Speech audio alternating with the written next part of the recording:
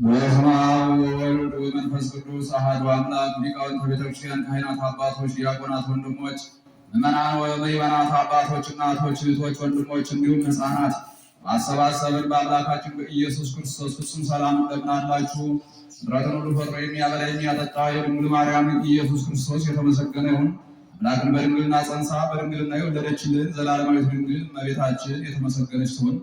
ሊቀ መላእክት የመላእክት አለቃ ቅዱስ ሩፋኤል የተመሰገነ ይሁን። ቅዱሳን መላእክት፣ ቅዱሳን አበው፣ ቅዱሳን ነቢያት፣ ቅዱሳን ሐዋርያት፣ ቅዱሳን ጻድቃን፣ ቅዱሳን ሰማዕታት እንዲሁም ቅዱሳት አንስት የተከበሩ ሴቶች ሁሉ ሳይቀሩ እግዚአብሔር አምላክ ባከበራቸው መጠን የተመሰገኑ ይሁኑ። ለአንድ 15 ደቂቃ ከኔ ጋር አብረን እንቆያለን። ዛሬ ሰኔ 28 2018 ዓመተ ምህረት ነው። ቀን 28 ነው። አማኑኤል ነው። አማኑኤልን በተመለከተ ርዕስ አነሳለሁ። ዛሬ ትምህርታችን ርዕስ የማደርገው በትንቢተ ኢሳይያስ በምዕራፍ 7 ከቁጥር 14 ናሁ ድንግል ትጸንስ ወትወልድ ወልደ ወትሰምይዮ ስሞ አማኑኤል። ናሁ ድንግል ትጸንስ ወትወልድ ወልደ ወትሰምይዮ ስሞ አማኑኤል። እነሆ ድንግል ትጸንሳለች፣ ወንድ ልጅም ትወልዳለች፣ ስሙንም አማኑኤል ብላ ትጠራዋለች። አማኑኤል ማለት እግዚአብሔር ምስሌነ፣ እግዚአብሔር ከኛ ጋር ሆነ ማለት ነው። እነሆ ድንግል ትጸንሳለች፣ ወንድ ልጅም ትወልዳለች፣ ስሙንም አማኑኤል ብላ ትጠራዋለች። ይህንን ቃል ቅዱስ እግዚአብሔር በነቢዩ ኢሳይያስ አንደበት ነግሮናል። ነቢዩ ኢሳይያስ ማለት እግዚአብሔር ደህንነት ነው፣ እግዚአብሔር ጤና ነው፣ እግዚአብሔር ደህንነት ነው ማለት ነው። ነቢዩ ኢሳይያስ ከክርስቶስ ልደት በፊት ከ748 እስከ 688 ዓመተ ምህረት ትንቢት ሲናገር የነበረ ነው። ከክርስቶስ ልደት በፊት ያለው ዓመተ ዓለም ሲቆጠር ከላይ ወደ ታች ነው። እየቀነሰ ነው የሚቆጠር 5500 ዘመኑን ለመፈጸም። ስለዚህ ከ748 እስከ 688 ዓመተ ዓለም የነበረ ነው። በሐዲስ ኪዳን ደግሞ ከታች ወደ ላይ ነው የሚቆጥሩ ማለት ነው። እና በነቢዩ ኢሳይያስ ዘመን 4 ነገስታት ነበሩ። በአራቱ ነገስታት ዘመን ነቢዩ ኢሳይያስ ትንቢት ይናገር ነበረ። በንጉስ ኦዚያን፣ በኢዮአታም፣ በንጉስ ኢዮአታም፣ በንጉስ አካዝ፣ በንጉስ ሕዝቅያስ፣ በእነዚህ ነገስታት ዘመን ትንቢት ሲናገር የነበረ ነው። እና እንዲሁም ኦዚያን የሚባለው ንጉስ እንዲሁም ከኢሳይያስ ጋር ይግባባ ነበር። ኢሳይያስ በጣም ይግባባው ነበር። እና ንጉስ ምንድነው? እኔ ንጉስ ነኝ፣ ለምንድነው ገብቼ እንዲያው ማልቀድስ ጽናሐ ማልይዝ ማይጠንት ለምን አልይዝም ብሎ በትዕቢት እገባለሁ አለ። እና ኢሳይያስ ደግሞ በጣም ይግባባዋል፣ በጣም ደግሞ ይፈራዋል። ስለዚህም ዝም አለ። ኧረ ተው ትቀሰፋለህ ብለው ሌሎች ቢነግሩት አልሰማም አለ። ኢሳይያስ ግን ዝም አለ። ታዲያ ንጉስ ሲገባ እኔ ቀኝ አዝማች ነኝ፣ እኔ ግራ አዝማች ነኝ ምናምን እንዲያ እያለ ዝም ብሎ ጠቅልሎ ሁሉ ነው የሚገባና ወደ 200 ነው ገብተዋል። ከዚያ ተቀሰፈ። ምክንያቱም እንግዲህ የምነ መንግስት የአቢ ክህነት ነው። ከቤተ መንግስት ቤተ ክህነት ናት የምትበልጥ። እና መቼም ሰው ገነት መንግስተ ሰማያት በንስሐ ይገኛሉ፣ ቤተ መቅደስ በንስሐ አትገኝም። እንኳን ስልጣን የሌለው ሰው ስልጣን ያለውም ሰው ካህን ስልጣኑን ከጣለ በኋላ ገብቼ ቀድሳለሁ ማለት አይችልም። ንስሐ ገብቼ ልቀድስ አይቻልም። ገነት እንዲሁ ደግሞ ከዲያቆንም ብንወስድ ስልጣኑን ከጣለ በኋላ ንስሐ ገብቼ ልቀድስ የማይሆን ነገር ነው። ነገር ግን ገነት መንግስተ ሰማያትን ደግሞ በንስሐ ግን ማግኘት ይቻላል ማለት ነው። አሁን ቤተ መቅደስ ልዩ ናት። ገነት መንግስተ ሰማያትን ግን በንስሐ ማግኘት ይቻላል። ቤተ መቅደስን በንስሐ ማግኘት አይቻልም። ገነት መንግስተ ሰማያትን ግን በንስሐ ማግኘት ይቻላል። እና ይሄ ኢሳይያስ እግዚአብሔር ተቀየመው ነቢዩ ኢሳይያስ። ከዚያ ከንፈሩን በለምጽ አነደደበት። በዚያ ዘመን ኃጢአት ያለበት ለምጽ ነው የሚወጣበት። ከንፈሩ በለምጽ ተመታ። ትንቢት መናገር አቃተው። ለ3 ዓመታት ያህል ትንቢት ተነሳው። በሞተ ኦዚያን ንጉሥ በዓመተ ሞተ ኦዚያን ንጉሥ ርኢክዎ ለእግዚአብሔር ዲበ መንበረ ነዋህ።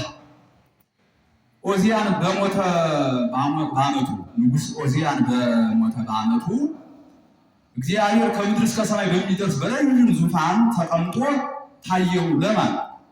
ለነቢዩ ኢሳይያስ። ከዚያ ምን አለው እግዚአብሔር? አንተ የፈራኸው ንጉሥ ኦዚያን በሕይወት የለም ሞተ፣ እኔ ግን የማልሞት የዘላለም ንጉሥ ነኝ ብሎታል። ከዚያ እግዚአብሔር የሆነ ጊዜ ላይ ነቢዩ ኢሳይያስን ሊያድነው ፈለገና እንዲሁ ወደ ሕዝቤ ማንን ልላክ አለው። እኔማ ያው በድያለሁ እንጂ እኔን ብትልከኝማ ግን እኔ በድያለሁ ምን ይደረጋል አለ።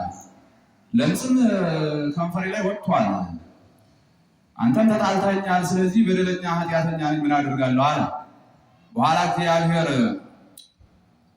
ከ24ቱ ካህናተ ሰማይ አንዱን ሱራፊል ላከውና በጉጠት እሳት ይዞ ከጽንሐው ይዞ ከማይጠንቱ እሳት በጉጠት አንስቶ አምጥቶ ከንፈሩን ቢነካው ተፈወሰ፣ ትንቢት ተመለሰለት። እና የኢሳይያስ ከአበይት ነቢያት አንዱ ነው። በጣም ከአበይት ነቢያት ከታላላቅ ነቢያት አንዱ ነው። የመጀመሪያው የትንቢት መጽሐፍ ነው። እና ይሄ ነቢዩ ኢሳይያስ ወንጌሉ ይሄ ራሱ መጽሐፉ ትንቢቱ የትንቢት መጽሐፉ ደረቀ ሐዲስ ይባላል።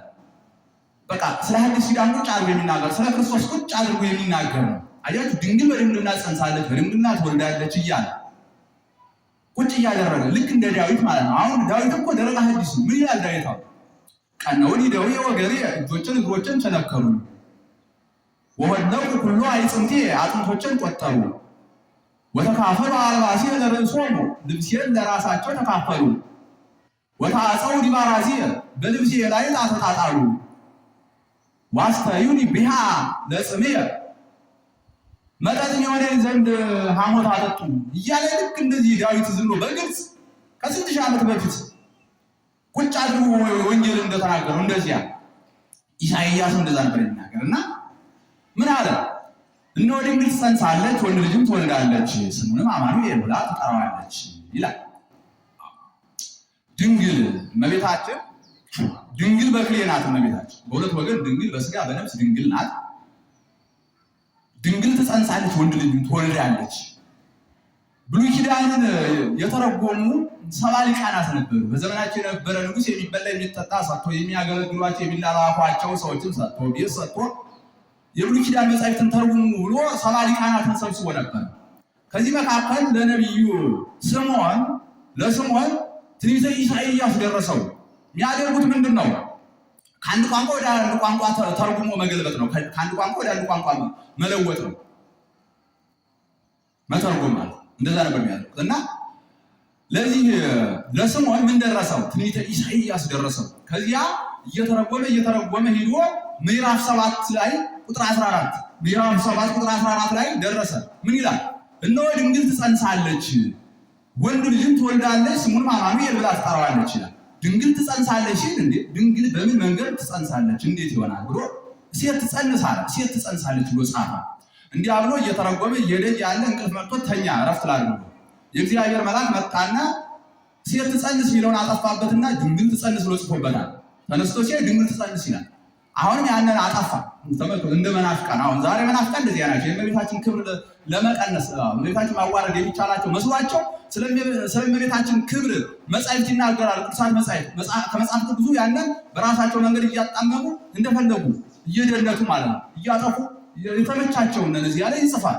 ልክ አሁን በሰዶም ሀገር 2 መላእክት ገቡ። ሎጥ ለ2 መላእክት ሰገደ ይላል። ሰገደ የሚለው ምን አሉ እነሱ? በ2 መላእክት ፊት ተዘረረ ብለው በራሳቸው ቋንቋ ተመልከቱ። እነሱ ስግደት አይታያቸው፣ መዘረር በየአዳራሻው መዘረር፣ ክፉ መናፍስት ዝም ብሎ በየሰዓቱ ዓለም ይዘርሯቸው እንደፈለጉ ከዚህ ዓለም ደዋል የሚያዩት ያው መዘረር ብቻ ስለሆነ መዘረር ተመልከቱ። በ2 መላእክት ፊት ተዘረራሉ። ግን እኮ ሰገደ ነው የሚል መጽሐፍ። ልክ እንደዚያ ማጣመም ይወዳሉ። ተመልከቱ። ልክ ስምዖን አሁን እንደደለተው ማለት። ከዚያ ስምዖን ግን ምን አደረገ? ተጽፎበታል። አሁንም ደለተውና አጥቶ ሴት ትጸንሳለች ብሎ ተኛ። ያን ሲተረጉም ቆይቶ መጥቶ ተኛ። ተነስቶ ሲያይ አሁንም ሴት ትጸንስ ድንግል ትጸንስ ብሎ ጽፎበታል። መልአኩ ተነስቼ አሁንም በሶስተኛ ጊዜ አጠፋለሁ ሲል ተዋለ። ይህን ሳታይ አትሞትም ብሎታል። ከዚያ በኋላ ጌታ እስኪወለድ ድረስ ስምዖን አልሞተም። አልጋ ላይ ልክ እንደ ትኋን ተጣብቆ ይኖር ነበረ፣ ሸንግሎ በጣም አርጅቶ ማለት ነው። ጌታ በድንግልና ተጸንሶ በድንግልና ከተወለደ በኋላ በስምንተኛው ቀን እናቱ መብርሃን ወደ ቤተ እግዚአብሔር ይዛው ስትሄድ ለስምዖን ክርስቶስ ኃይል ሰጠው፣ ጉልበት ሰጠው። ከመኝታው ተነስቶ በሰው ጉልበት ነበር የሚነሳ፣ ኃይል ሰጠው ክርስቶስ። ከመኝታው ተነስቶ ሄደ ወደ ቤተ እግዚአብሔር። የእግዚአብሔር መንፈስ ይዞት ሄደ። በኋላ አየው ሕፃን ተቀብሎ ከመቤታችን ታቀፈ፣ ሳመው። ይዜ ትስዕሮን ይላሉ አንዳንድ የድጓ መምህራን። ትስዕሮን ያስኬዳል።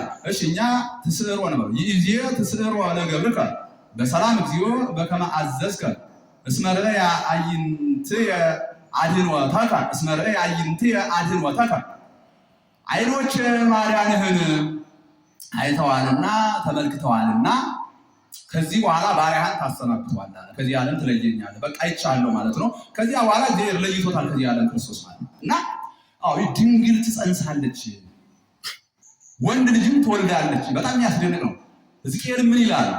በትንቢተ ሕዝቅኤል በምዕራፍ 44 ከቁጥር 1 ምን ይላል? ሕዝቅኤል ነቢይ ኮነ ስማ በእንቲሃ፣ ስለ እርሷ ስለእመቤታችን ምን ብሎ ነው የተናገረ ትንቢት? ሕዝቅኤል ነቢይ ኮነ ስማ በእንቲሃ ወይቤ ርኢኩ ኆኅተ በምስራቅ አለ። ወይቤ ርኢኩ ኆኅተ በምስራቅ ህቱም በአቢይ መንክር ማኅተም አለ። በታላቅ ቁልፍ በሚያስደንቅ ቁልፍ የተዘጋች ደጅን አየሁ። አያችሁ? አልቦ ዘቦአ ዘእንበለ እግዚእ ኃያላን ቦአ ውስቴታ ወወፃ ይላል። ከኃያላን ጌታ በቀር ወደ እርሷ ግን ገብቶ የወጣ የለም። ወሜጠኒ መንገለ የማንየ ይላል። ወሜጠኒ መንገለ አዜብ፣ አዜብነቱ ለደብተራ ኦሪት ነው። ወደ ደብተራ ኦሪቱ ሲገባ ነቢዩ ማለት ነው።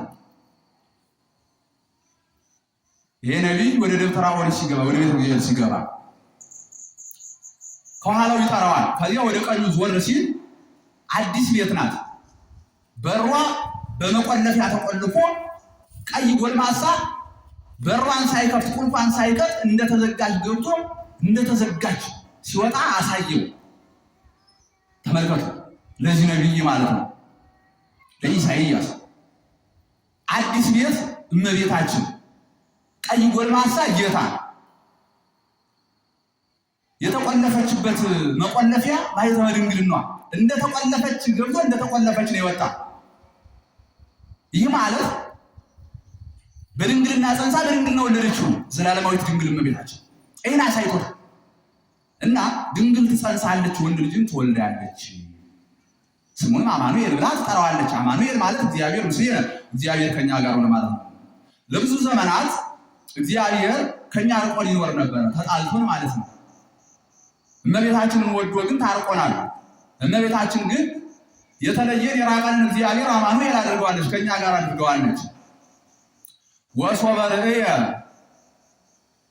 ንጽሕናኪ ለሊሁ እግዚአብሔር አብ፣ እግዚአብሔር አብ ንጽሕናሽን ባየ ጊዜ እግዚአብሔር አብ ንጽሕናሽን ባየ ጊዜ ፈነወ ኀቤኪ መልአኮ ብርሃናዊ ዘስሙ ገብርኤል፣ ስሙ ገብርኤል የተባለ ብርሃናዊ መልአኩን ወደ አንቺ ላከ። ስሙ የማይታወቅ ያይደለ ስሙ የሚታወቅ፣ መልአከ ጽልመት ያይደለ መልአከ ብርሃን፣ ተርታ መልአክ ያይደለ ዋናውን ባለሟል ቅዱስ ገብርኤልን ላከ። ይህ ቅዱስ ገብርኤል ሲፈልግ ቀስፎ ይሄዳል፣ ሲፈልግ አድኖ ይሄዳል። ጠያቂ የለውም፣ ማንም ጠያቂ የለውም። ታላቅ ባለሟል ስለሆነ ማለት ነው። ሰለስቱ እደው ተወዲሁ አመ ውስተ እሳት ዘአድኃንኮ፣ ሶስቱን ወንዶች ወደ እሳት በተወረወሩ ጊዜ ያዳናቸው በባቢሎን 49 ክንድ ይነድ ነበር እሳት። በዚያ ከልብሳቸው እንኳን አንዲት ዘርፉ ሳይነካ ያዳናቸው ቅዱስ ገብርኤል ሕፃኑ ቂርቆስንና እናቱ ኢየሉጣን ድምፁ በሩቅ እስኪሰማ ድረስ በብረት ጋን ውሃ ፍልተው እያንተከተኩ በዚያ ውስጥ ሊከቷቸው ሊቀቅሏቸው፣ ቅዱስ ገብርኤል ግን አንዳች ነገር ሳይደርስባቸው ያንን የሚፈላ እሳት ጸጥ አደረገው። ይህ ቅዱስ ገብርኤል እርሱ ነው የተላከ። ታዲያ ቅዱስ ገብርኤል ጠያቂ የለውም። የፈለገው ቢፈልግ ቢቀስ ቢፈልግ ቢያድን ማንም ጠያቂ የለውም። ክርስቶስ እግዚአብሔር አይጠይቀውም። በጣም ባለሟል ስለሆነ እግዚአብሔር አይጠይቀውም። በጣም ማለት ነው። አሁን እኮ ዘካርያስን ቅሰፈው አላለውም እኮ አፉን ዲዳ አድርገው። አሁን አፉን ዲዳ አድርገው ቀሰፈው እኮ መቅሰፍ እኮ ነው። አፉን ዲዳ አደረገ። አፉን ዲዳ አድርግ አላለውም እግዚአብሔር። መጣና ልጅ ትወልዳለህ አለው። እንዴት ሆኜ በዚህ ዘመኔ እኔ አርጅቼ ሚስቴ አረጅታ እንዴት ይሆናል አለ። ልጁ ሲወለድ ዲዳ ሆናል። አሁን እግዚአብሔር እኮ ክርስቶስ እግዚአብሔር ዲዳ አድርገው አላለው። ባለሙያ ሲሆን የፈለገውን ያደርጋል። ምን አለው? ዲዳ ሆናል። ልጁ ሲወለድ ዲዳ ትሆናለህ አለ። ዲዳ ሆነ። ልጁ ከተወለደ በኋላ ነው አፉ የተፈታ። ተመልከቱ። እመቤታችንን ግን ብዙ ተከራከረችው። ይቃወማት ዘንድ አልቻለም። እንደውም ይሰግድላት ያመሰግናት ዘንድ ነበረ እንጂ ያመሰግናታል፣ ይሰግድላታል። በፍጹም ክፉ ቃል አልተናገራትም። እንደ ዘካርያስም ሊያስደነግጣት አልቻለም። እርሷ የበላይ አካል ስለሆነች ማለት ነው። ይህቲ ተአቢም ኪሩቤል ወትፈደፍድ ሱራፌል፣ ከኪሩቤልና ከሱራፌል ትበልጣለች እመቤታችን። ኪሩቤል የጌታን ዙፋን የሚሸከሙ ናቸው። ሱራፌል ደግሞ እዚያው ዙፋኑ ስር እየዞሩ የሚያጥኑ ናቸው፣ ማይጠንት የሚይዙ ናቸው። ከእነርሱ በኋላ እነ ቅዱስ ሚካኤል፣ እነ ቅዱስ ገብርኤል፣ እነ ቅዱስ ሩፋኤል አሉ። ስለዚህ የበላይ አካል ናት እመቤታችን። ቅዱስ ገብርኤል ያስደነግጣት አይችልም። እሷስ የበላይ አካል ከመሆኗ የተነሳ እመቤታችን ይህቲ ተአቢም ኪሩቤል ወትፈደፍድ ሱራፌል፣ ከኪሩቤልና ከሱራፌል ትበልጫለሽ። ኪሩቤል የጌታን ዙፋን ተሸክመው ድምፁን ሲሰሙ ክንፋቸውን ያማታሉ። አይዟችሁን የተሸከምኳችሁ እንጂ እናንተ አልተሸከማችሁኝ ብሎ ያጸናቸዋል። እመቤታችን ግን ትችለዋለችና ተሸከሚኝ እናቴ ይላል። ከጀርባ አውርዳ ሂድ በእግር ካለችው ወይ በኪ ይዞ ጽንፈ ልብስኪ እስከ ትጸውሪዮ በዘባልኪ፣ የልብስሽን ዘርፍ ይዞ ወደ ላይ እያየ ሕፃን ነውና ወደ ላይ እያየ እስክታዝዩ ድረስ ያለቅሳል። አንስታ ስታዝለው ዝም ይላል። ከኪሩቤል ጀርባ በላይ የእመቤታችን ጀርባ ስለሚስማማ ከጉያ አውርዳ ሂድ በእግር ካለችው ወይ በኪ ይዞ ጽንፈ ልብስኪ እስከ ተሐቀፊዩ በወርኪ፣ ከጉያሽ በጉያሽ ስትታቀፊ ድረስ የልብስሽን ዘርፍ ይዞ ወደ አንቺ እያንዳጠጠ እያየ ያለቅሳል። ስትታቀፉ ዝም ይላል። አሁን እመቤታችን ከፍጥረት ሁሉ በላይ ናት። ከፍጥረት ሁሉ የበላይ አካል ናት። ስለዚህ ቅዱስ ገብርኤል ምንድን ነው ያለው? ይሰግድላት ጀመረ፣ ያመሰግናት ጀመረ። ወተናገራ እግዚአብሔር በአምሳለ ገብርኤል ላይ በገብርኤል አምሳል እንዲሆን ያመሰግናት የነበረ ራሱ እግዚአብሔር ነው። ተመልከቱ እና እግዚአብሔር እንደምትወልድ እስመ አልቦ ነገር ዘይሳነው ለእግዚአብሔር፣ ለእግዚአብሔር የሚሳነው ነገር የለም ነው ያላት። ይኩነኒ በከመ ትቤለኒ፣ እሺ እንዳልክ ይሁንልኝ ባለችው ጊዜ በመንፈስ ቅዱስ ግብር አምላክ ከስጋዋ ስጋ ከነፍሷ ነፍስ ነስቶ ተጸነሰ። ተመልከቱ ድንግል በድንግልና ጸንሳ በድንግልና ትወልዳለች። ስሙንም አማኑኤል ብላ ትጠራዋለች። አማኑኤል ማለት እግዚአብሔር ምስሌነ፣ እግዚአብሔር ከኛ ጋር ሆነ ማለት ነው። ተመልከቱ አሁን እግዚአብሔር ለብዙ ዘመናት ተጣልቶን ነበር። 7 መስተጻርራን ነበሩ፣ 7 ጠበኞች። እነዚህ ሁሉ የታረቁ በእርቅ ሰነድ በእመቤታችን ነው። ምድርና ሰማያት ተጣልተው ነበር። ተመልከቱ ሰውና እግዚአብሔር ሲጣሉ፣ እግዚአብሔር ከኛ ጋር ሲጣላ ፍጥረት ሁሉ ነው የተጣሉ። አዎ ለንጉስ ነው የሚያጋዱ ወይም ወደ ንጉስ ነው የሚያደርጉ። የፈጠራቸው ነው የሚከተሉ። ስለዚህ ሁሉ ተጣሉኛ። እንስሳት አራዊት ሁሉ ተጣልተው ነው። ምድሪቱ ተጣልታል፣ ሰማያት ተጣልተው ነው፣ መላእክት ተጣልተው ነው። ሁሉ ሰውና እግዚአብሔር የታረቁባት፣ ሰውና መላእክት የታረቁባት በቤተልሔም ዋሻ በጋራ ሰውና መላእክት ሰዋል ለእግዚአብሔር በሰማያት ወሰላም በምድር ስምረቱ ለሰብ።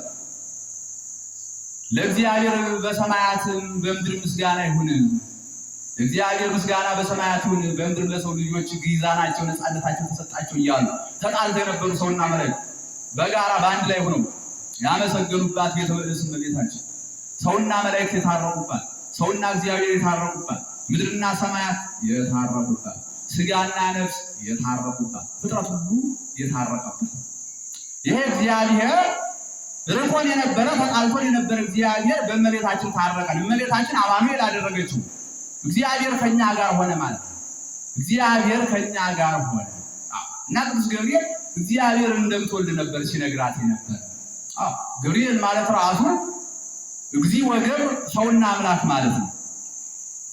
ስሙም ገጠመ ተላከሱ ማለት ነው። ተመልከቱ። ሰውና አምላክ አሁን በመላእክት ዓለም ሁከት ስለነበረ በዚያ ሰዓት ንቁም በበህላዌ እስከንረክቦ አምላክነ አምላካችን እስከምናው ድረስ በያለንበት ጸንተን ንቁም ብሏልና ወእንተዝ ደለወ ይጹር ዜናሃ ለማርያም እመቤታችን ያበስር ዘንድ ስልጣን ተሰጠው። ተመልከቱ።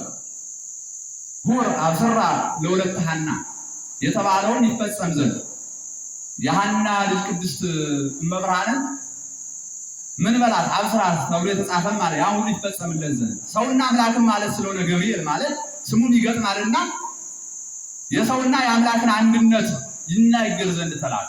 በገብርኤል አምሳል ግን ያመሰግናት የነበረ ማለት ነው እግዚአብሔር ነውና ይሄንን እግዚአብሔር የራቀውን እግዚአብሔር አንድ ያደረገች አማኑኤል ያደረገች እግዚአብሔር ምስሌነ እግዚአብሔር ከኛ ጋር ሆነ ማለት ነው። አማኑኤል ማለት እቺ የርቅ ሰነድ ማናት ስንል እመቤታችን ናት ማለት ነው። እግዚአብሔርን ከኛ ጋር ያደረገች የራቀውን እግዚአብሔር ያቀረበች የማይበላ ስጋ መለኮት በእመቤታችን ልንበለው ይችላል። የማይጠጣ ደመ መለኮትን በእመቤታችን ተመልከቱ። የማይበላ መለኮትን በእመቤታችን ስጋ መለኮት ሆኖልን እየበላ ነው። የማይጠጣ መለኮት በእመቤታችን ደመ መለኮት ሆኖልን እየጠጣ ነው። ተመልከቱ። የማይታይ እግዚአብሔር ታይቶ የማይዳሰስ እግዚአብሔር ተዳሶ ማለት ነው። እና ምንድን ያለ ድንግል ትጸንሳለች ወንድ ልጅ ትወልዳለች ተብሎ ነበር የተናገረ። ወንድ ልጅ ትወልዳለች ተብሎ ተነገረ። የሴት ጾታ ሳይሆን የወንድ ጾታ ያለው ወንድ ልጅ ማለት ነው። ወንድነቱ እየታየ ነው። ራቁቱን ነው የሰቀሉት በቀራንዮ አይሁድ ራቁቱን ማለት ነው። በኋላ ግን የአምላኬን ኀፍረት አላሳይም ስትል ፀሐይ ጨልማለች ማለት ነው። ተመልከቱ። ራቁቱን ተሰቅሏል። እኛ የጸጋ ልብሳችን ተገፎ ራቁቱን ተዋርደን ነበር። ያንን የጸጋ ልጅነት ይመልስልን ዘንድ ክርስቶስ ራቁቱን ተሰቅሏል ማለት። ታዲያ የራቁትነቱ ግን እንዳይታይ ምን ሆኗል? ፀሐይ ጨልማለች ማለት። ጨረቃ ራሱ ደም ለብሳ ከዋክብት ሁሉ ረግፈው ማለት ተመልከቱ። ፀሐይ በቀን ጨልማ ማለት እና እንደውም ወንጌላዊ ዮሐንስ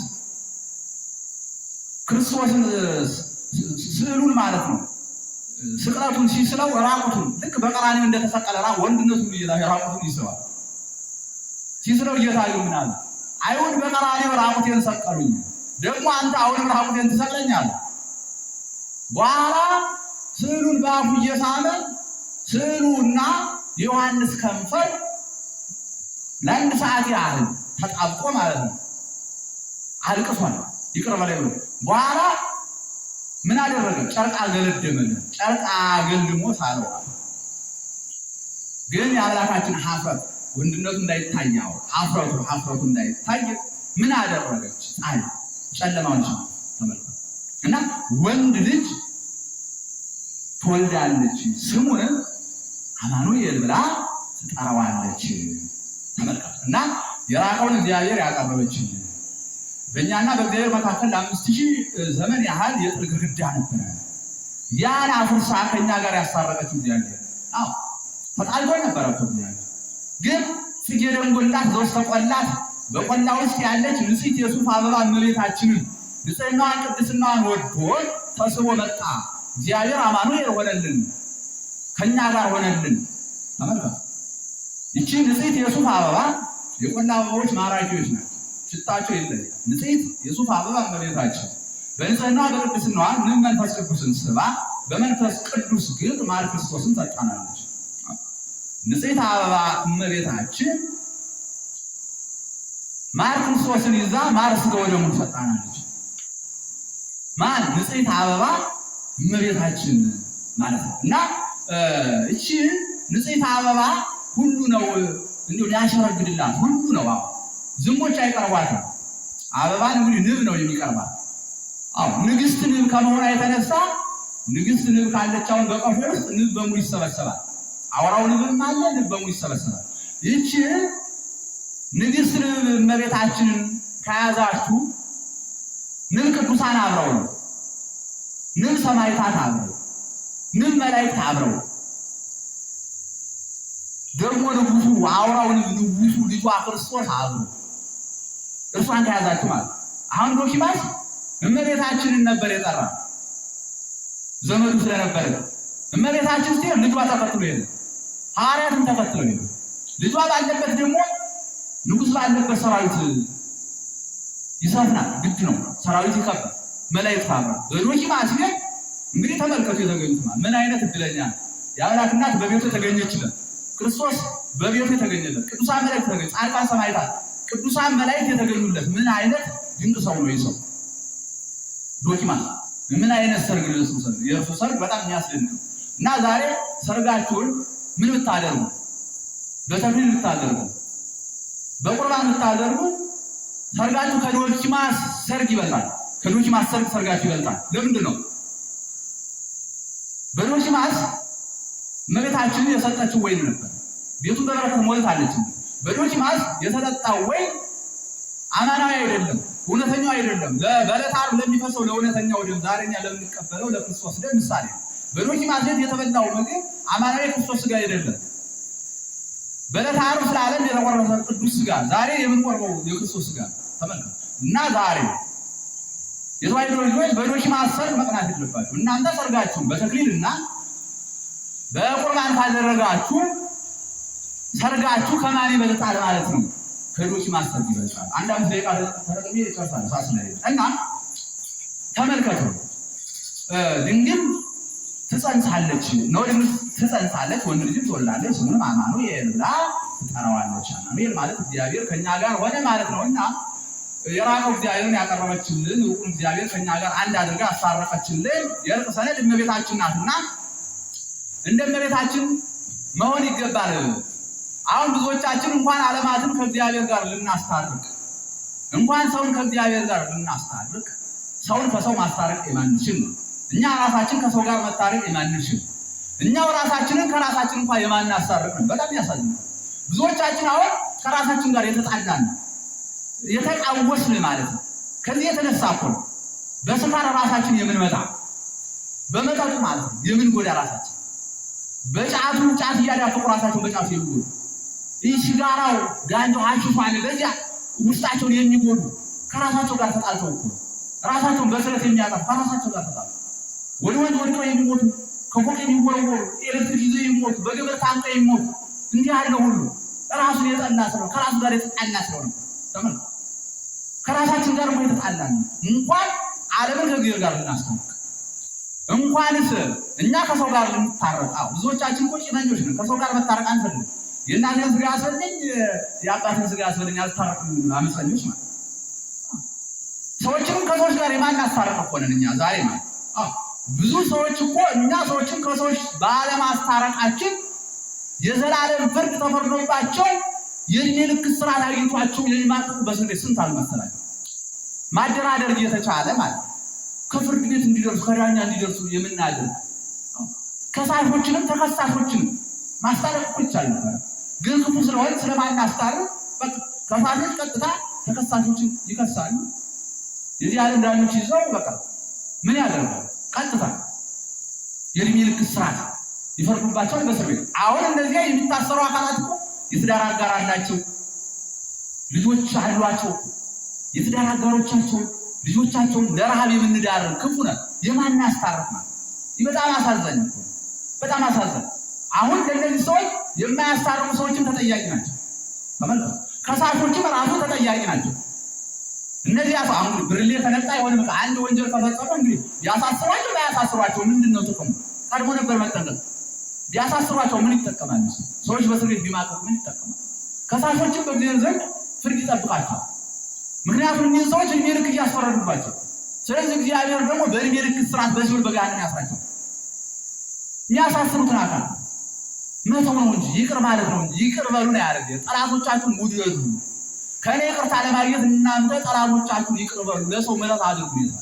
እና ማስታረቅ እንኳን አናውቅም። አዎ ብዙ ሰዎች አሁን ተጎንተው እናሳርቃለን ብለው ብዙ ነገር ይደርሉታል። ብዙ ነገር መድወለት ነው ብዙዎች ማለት ያ በባልና ሚስት ገብቶ እኮ ያሳርቀው አጣልቶ ይወጣል። እንዴ የመሰለ ባልሽ እንደው ምን አድርጎሽ ነው እንደው ልታስቀይም ይላል። እርሷ ደግሞ የልብ ይሰማታል። አለቃ ደግነት ታውቆልኛልና እንደውም በዛው አሻፈረኝና በቃ ልታረቁ እቺ የመሰለሽ ሚስት እንደው ምን አድርጋ ነው ታስቀይማት ብለው የልብ ይሰማታል። እርሷ አለቃ ደግነት ታውቋል በቃ ልታረቁ ወደ ዙጣጣ ከመግባት እግዚአብሔር ጥላቻን አይወድም። ካልታረቃችሁ እግዚአብሔር አይታረቃችሁም ብሎ እውነቱን ተናግሮ ማስታረቅ ይገባል። እና ዛሬ ግን የሚያስታርቅ ጠፍቷል፣ ያደራድር ጠፍቷል። በጣም ያሳዝን ነው። ክፉ ስለሆነ ማለት ነው። ክፉ ስለሆነ የአምላክ እናት ግን ዓለም ከእግዚአብሔር ጋር ያስታርቃል። ይህ በጣም ያሳዝን በጣም ያሳዝን። አሁን እኮ ይህ የአምላክ እናት ዓለምን ከእግዚአብሔር ጋር ማስታረቋ በጣም የሚያስደንቅ ነው። በጣም ደስ የሚያሰኝ እጹብ ድንቅ የሚያሰኝ ማለት ነው። ለሰው ግን ይሄ የማይቻል ነው። እንኳን ይሄ ሰውን ከሰው እንኳን የማናስታርቅ ሆነናል ማለት ነው። እና ክፉዎች ስለሆነ በሰለጠነ ማለት አሁን ብዙዎቻችን እኮ በቃ ክፉ ከመሆናችን የተነሳ እንዲሁ በጸጥታ አካላት በዱላ የምንጠበቅ በመሳሪያ የምንጠበቅ ብዙ እኮ ነው። በሰለጠነ ዓለም እኮ መንግስት የሌለበት ሀገር አለ፣ ዳኛ የሌለበት ፍርድ ቤት የሌለበት ሀገር አለ እኮ በሰለጠነ ዓለማት እኮ ህዝቡ የተማረ የሰለጠነ ስለሆነ ወንጀል ስለማይሰራ በቃ ወንጀል የሌለበት ዓለም እንኳን በምድራችን ብዙ ትልልቅ ሀገራት ነው የሰለጠኑ ሀገራት። እኛስ ክፉ ስለሆነ ድንቁርና ስለያዘን አመፀኞች ወንጀለኞች ስለሆነ እንደ ከብት ሁሉ ጊዜ በዱላ ተጠብቀን በጸጥታ አለ እንደ ከብት በመሳሪያ ተጠብቀን ይህ በጣም ያሳዝናል። ለምንድን ነው ራሳችንን በራሳችን የማንገዛ ወንጀለኞች አመፀኞች ስለሆነ ክፎች ስለሆነ እና የአምላክ እናት ግን ዓለምን ከእግዚአብሔር ጋር ያስታረቀች ናት። እኛ ደግሞ የእርሷን አርአያ ይዘን እንደው ከራሳችን ጋር የተጣላን ራሳችን ጋር እንታረቅ፣ ከሰው ጋር የተጣላን ራሳችን ከሰው ጋር እናስታርቅ።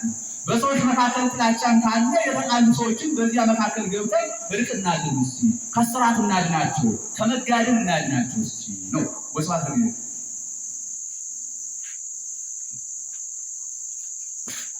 ሁላችን ያድነው